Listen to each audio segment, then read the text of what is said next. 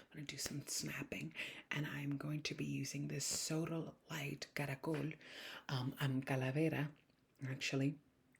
So skulls are a weird thing in terms of uh, cultures and histories. Some are terrified of it. Some actually think they represent power. And sodalite is all about power and travel and manifesting your dream life, which is totally what Ragnarok season 3 is all about in some ways. It's about your dream life versus your destiny and whether you have the clarity enough to see the difference.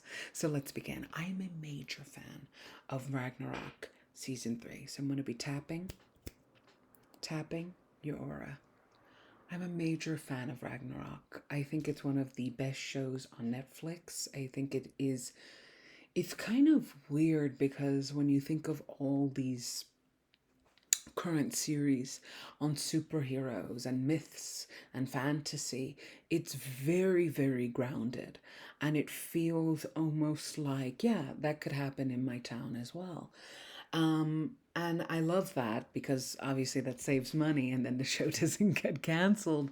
But I think it gives this nature to the show of even more seriousness. Like, if these gods are on Earth, something is going to be going down.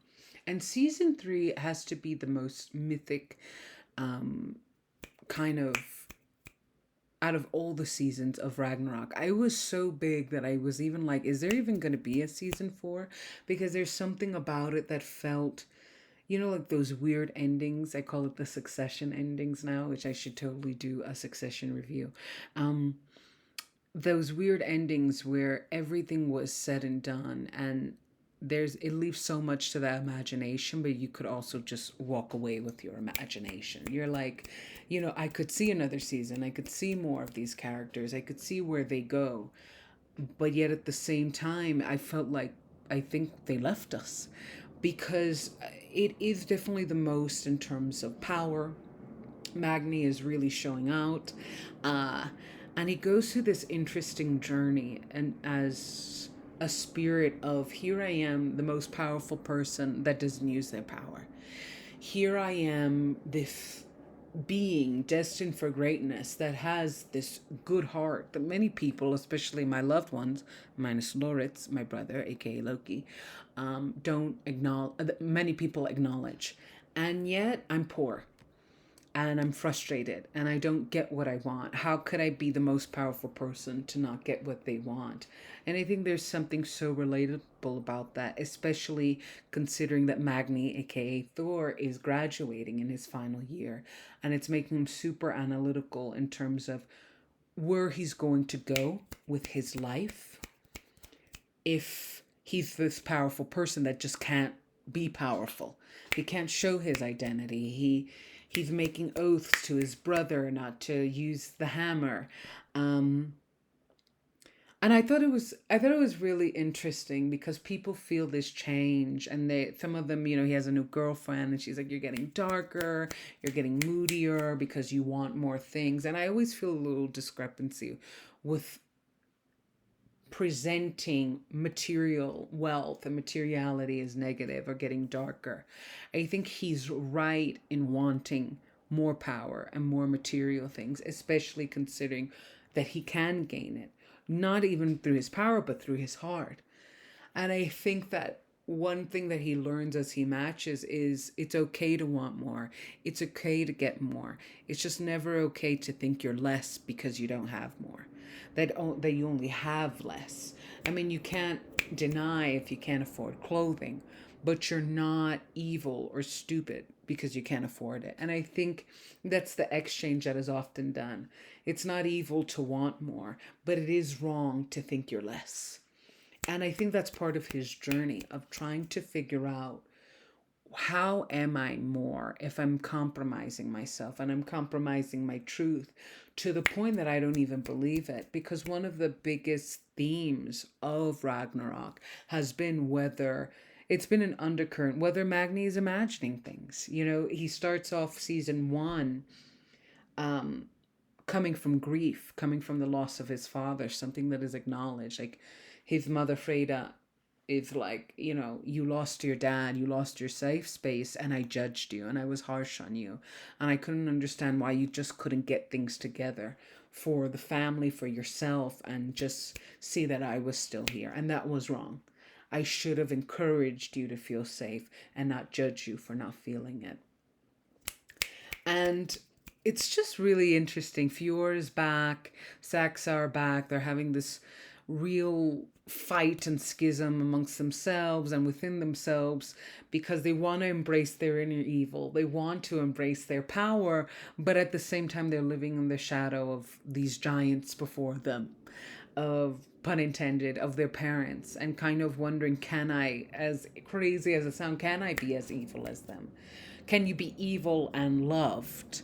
Because that's what's so interesting. I think that Magne's journey as Thor is, can you love and be powerful? And their journey is, can you be powerful and be loved? Or rather, can you be evil and be loved? They're both having different levels of struggles. And I thought that was just such an interesting complex to have, and so, again, for lack of a better word, relatable. I think that we do question often. Yeah, I say love is power, but power isn't love. They are separate, and you can't always do harm and expect to really genuinely feel love, because love is also peace.